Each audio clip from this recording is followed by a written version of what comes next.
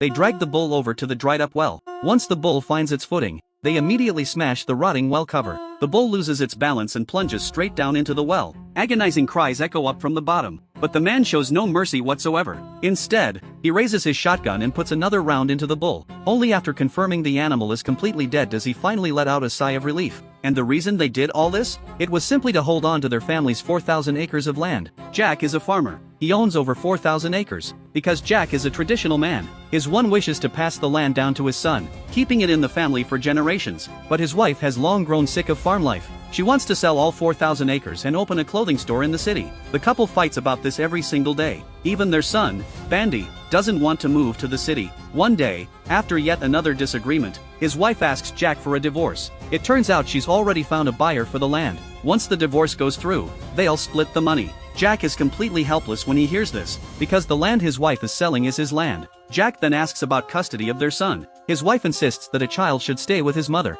Jack knows that's absolutely out of the question, because if that happens, there'll be no one to inherit his land. He asks his wife to give him some time to think it over. That day, Jack stares at the well on their property. A terrifying thought creeps into his mind. He wants to kill his wife. It's the only way to keep his son and his land safe from any threat. Before long, Jack happens to discover that his son Bandy has been seeing the neighbor's daughter, Lisa. A plan immediately starts forming in his head. While Jack and Bandy are working in the fields, Jack tells Bandy that he might not be able to see Lisa anymore, because his mother is going to take him to live in the city. Bandy asks his father if there's anything they can do. Jack doesn't spell it out directly. Instead, he says something very cryptic. If Bandy wants to stay with Lisa forever, someone will have to get hurt or lose their life. Bandy understands exactly what his father means. He doesn't object, and he doesn't agree. He just stands there in silence. That evening at dinner, Bandy tries to convince his mother to stay, but before he can even finish, his mother slaps him right across the face. This only makes the seed of hatred in Bandy's heart grow even stronger. On top of that,